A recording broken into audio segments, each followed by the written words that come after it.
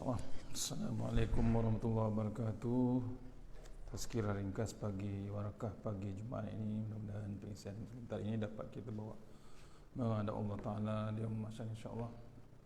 Untuk lagi berkah, kita mulakan dengan surah Al-Fatihah.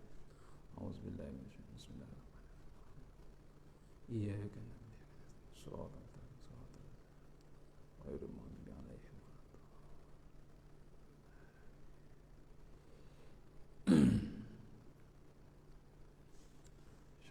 Assalamualaikum warahmatullahi wabarakatuh.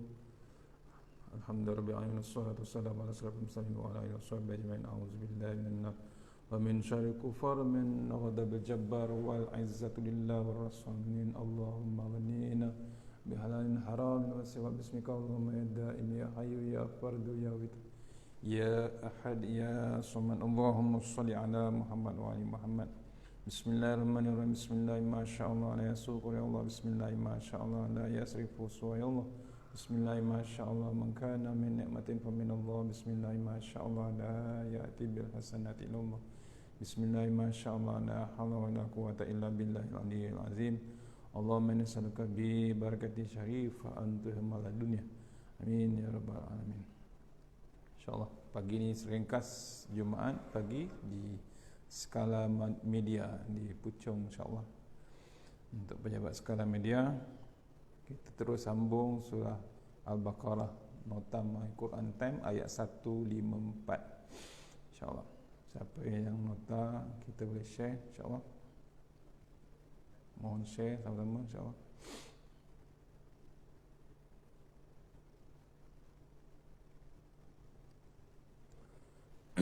A'udzubillahi minasyaitonirrajim. Bismillahirrahmanirrahim. Ayat 154 Al-Baqarah insyaallah.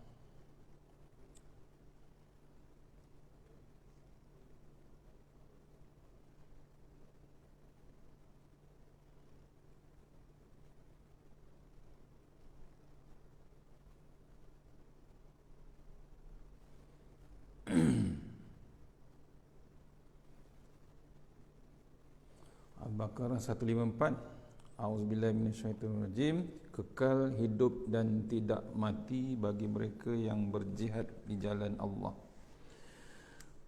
Wala taqulu a'udzubillahi minasyaitonirrajim. Wala taqulu liman yuqtalu fi sabilillahi amwat bal ahya'um walakin la tash'urun.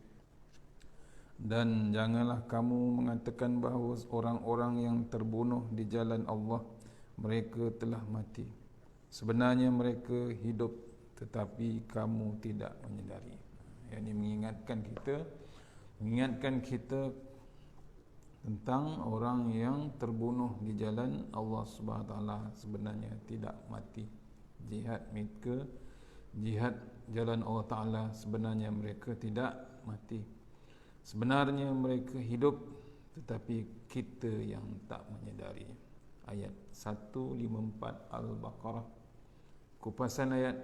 Pada ayat sebelumnya Allah Subhanahu Wa Taala memerintahkan kita agar menjadikan sabar dan solat sebagai penolong untuk menghadapi semua masalah dalam kehidupan. Itu pentingnya solat dan pentingnya sabar dalam kehidupan. Semua masalah kita guna sabar dan solat. Allah SWT ada menyatakan pada hujung ayat 153, Innallaha ma'as sabirin. Sesungguhnya Allah bersama-sama orang yang sabar. Sudah pastinya kita mahukan Allah SWT bersama kita. Hanya Dia yang mampu memberi kekuatan kepada kita untuk menempuh jalan yang penuh duri. Maka Allah SWT menjelaskan pada ayat 154 tentang ujian yang memerlukan kesabaran paling tinggi, iaitu jihad fi sabilillah. Pentingnya bab kesabaran yang paling tinggi pada kita. Jihad merupakan ketaatan jiwa dan raga paling utama. serta paling berat kerana ia membawa kepada kematian. Namun ganjaran di sisi Allah Subhanahu wa taala sangat mulia. Kematian juga merupakan ujian sangat besar bagi manusia, lebih-lebih lagi kepada orang yang meninggal dunia ketika berjihad. Mereka mati pada pandangan kita, namun hakikatnya mereka tetap hidup. Mati ke jalan Allah Ta'ala sebenarnya hakikatnya adalah hidup lagi sebenarnya. Mereka masih hidup. Pasal apa? Perjuangan yang hebat di sisi Allah Subhanahu. Apakah yang dimaksudkan dengan hidup? Pertama, dari segi alam kuburnya berbeza dengan yang meninggal dunia tanpa berjihad. Allah Subhanahu Wa Taala akan menguruskan mereka. Bezanya yang pertama, dalam kuburnya, dalam alam kuburnya berbeza dengan mereka yang meninggal dunia tanpa berjihad. Allah SWT akan menguruskan dia. Allahu Akbar. Bila Allah menguruskan, tuan-tuan, hebatnya kita di sisi Allah SWT. Kemudian yang dimaksudkan dengan hidup lagi orang yang berjihad ni, yang kedua, dari segi semangat, mereka yang syahid mampu menghidupkan semangat, memberi dorongan dan inspirasi kepada orang yang lain untuk terus berjuang dan berjihad ke jalan Allah. Contohnya tokoh-tokoh yang syahid di Palestin. Pemergian mereka menaikkan lagi semangat orang-orang yang masih hidup, sehingga mereka berkata, kami juga perlu berjuang seperti mana mereka yang berbuat kebaikan. Hidup, semangat tu terus membara, semangat tu bersambung, kesinambungan semangat berjuang tu terus. Pasal apa? Itu yang panggil hidup yang kedua, semangat. Yang pertama ni hidup di kubur, cara lain diuruskan oleh Allah Ta'ala. Yang kedua, yang mati syahid, yang mati di jalan Allah Ta'ala ni, dari segi hidup semangatnya. Mungkin ada yang kata, saya ini tidak berperang, bagaimana mahu berjuang ke jalan Allah Ta'ala. Jihad di jalan Allah Ta'ala ni bukan sahaja berjuang dalam peperangan. Ia sebenarnya termasuklah orang yang sedang belajar dan orang yang berbuat kebaikan bersungguh-sungguh sehinggalah meninggal dunia. Semua ini memerlukan kesabaran. Jihad tu tak semestinya perang. Jihad tu adalah berjuang dari jalan yang lain. Contohnya berjuang waktu belajar, mencari ilmu. Kemudian ada orang berkebaikan bersungguh-sungguh. Waktu dia berjuang sungguh-sungguh sehingga mati, membuat kebaikan cara yang menyungguh. Semua itu perlukan sabar. Sebagaimana orang Islam, kita kena ada cita-cita untuk mati syahid ke jalan Allah Ta'ala demi mempertahankan kebenaran. Manakala kebenaran itu bukan saja untuk orang Islam, tetapi untuk semua yang hidup di atas muka bumi ini. Kebaikan membawa, kebenaran membawa kebaikan. Ingat, walaupun kita tidak berjuang di medan perang, tetapi kita masih boleh berpeluang untuk berjihad melawan hawa nafsu. Hawa nafsu yang sememangnya memerlukan kesabaran. Hawa nafsu yang sebenarnya memerlukan kesabaran dan keutuhan jiwa yang sangat hebat. Hidup sebagai orang yang mati jihad ke jalan Allah Ta'ala. Itu dipanggil kekal kita hidup dan tidak mati. Maksudnya mati dari segi fizikal, masuk dalam kubur, betul confirm mati, tapi perjuangan dia hidup, semangat dia hidup. Dari segi alam kuburnya berbeza. Pasal apa? Diuruskan terus oleh Allah Subhanahu Wa Ta'ala. Habis ayat 154. Kita masuk sikit alam ayat 155. Ujian-ujian Allah untuk orang-orang yang bersabar. Ya, sikit lagi. A'udzubillahi minasyaitonirrajim. وَلَنَبْلُوَنَّكُمْ بِشَيْءٍ مِّنَ الْخَوْفِ وَالْجُوعِ وَنَقْصٍ مِّنَ الْأَمْوَالِ وَالْأَنفُسِ وَالثَّمَرَاتِ وَبَشِّرِ الصَّابِرِينَ.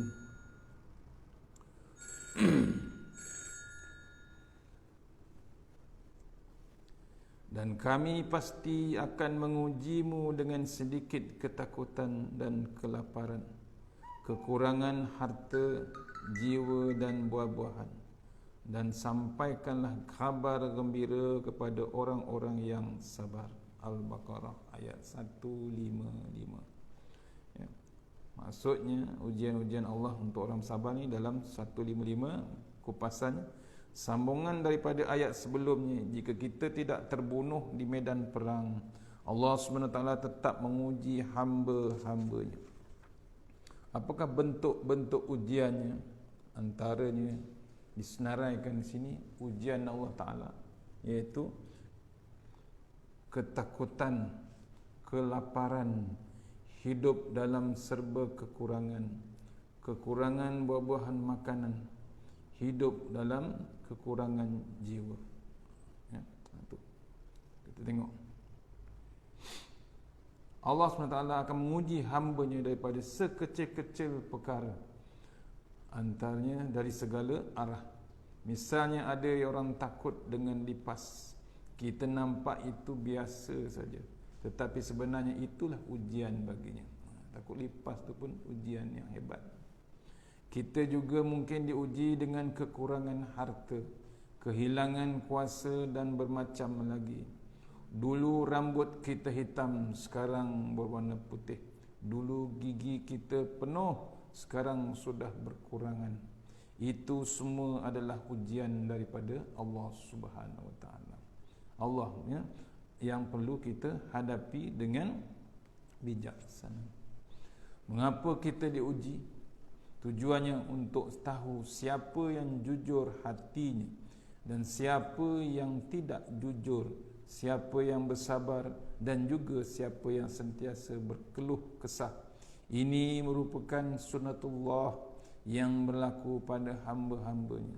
Semua ini juga bertujuan untuk mengetahui siapakah yang mampu bersabar di atas keimanan dan ketaatannya kepada Allah dengan menjalankan perintahnya dan menjauhi larangan Allah Subhanahu Wa Taala. Itu diuji, ya. Kita diuji macam mana nak sabar, macam mana nak menghadapi gelombang ataupun ujian Allah Subhanahu. Bagi orang yang tidak mampu bersabar, mereka tidak akan mendapat kasih sayang dan pahala daripadanya. Akan tetapi bagi yang bersabar, Allah Subhanahu Wa Taala memerintahkan Rasulnya agar memberikan khabar gembira sebagaimana untuk bersabar. Panduannya Allah Subhanahu Wa Taala sudah beri pada ayat 156. InsyaAllah kita sambung maghrib nanti untuk ayat 156, bagaimana cara kita nak menjadi orang yang bersabar. InsyaAllah. Agak tu saja pagi ni. Mudah-mudahan pengisian ni dapat kita bawa, ya, kita bawa untuk bekalan kita di akhirat nanti. Mudah-mudahan pengisian ni perisai kita menghadapi dunia dan akhirat. Kita jumpa sebentar lagi dalam kuliah duha, insyaAllah. Selepas satu lagi program, kita akan jumpa dalam tazkirah ringkas dalam kuliah duha, insyaAllah. Mana yang baik kepada Allah Ta'ala, mana yang remah pada saya sendiri, kita sudah surah Al-Fatihah. Bismillahirrahmanirrahim. Iyyaka na'budu wa iyyaka nasta'in. Shiratal mustaqim. Shiratal ladzina an'amta 'alaihim ghairil maghdubi 'alaihim. A'udzu billahi minasyaitonir rajim. Bismillahirrahmanirrahim. Allahumma tawwil a'marana wassahi ajsadana wa nawwir qulubana wasabbir imanana wa ahsin a'malana wasi' arzaqana wa ilal khairi qaribna wa anil syarri minna wa hdina fid din wa dunya wal akhirah. Ya Allah, panjangkan umur kami Sehatkan badan kami, terangkan hati kami, tetapkan iman kami, elokkan amalan kami, luaskan rezeki kami, dekatkan kami kepada kebajikan, jauhkan kami daripada kejahatan, tunaikan hajat kami. Rabbana atina fid dunya hasanah wa fil akhirati wa qina azabannar wa qina azabannar wa qina azabannar. Allahumma anta rabbi la ilaha anta khalaqtani wa la alika wa alika mastata'tu. A'udzu bika min syarri ma sana'tu wa a'udzu bi ni'matika alayya wa abu bi zambi faghfir li fa innahu dzunuba illa anta. Tawassalna bil jabbar wa tasanna wa laqad allazi la yamut isrif annal bala wal waba innaka ala kulli syai'in qadir. Wa sallallahu wasallam walhamdulillahi rabbil alamin. Insyaallah kita jumpa sebentar lagi dalam pukul 9 insyaallah kuliah duha. Insyaallah tazkirah duha. Assalamualaikum warahmatullahi wabarakatuh.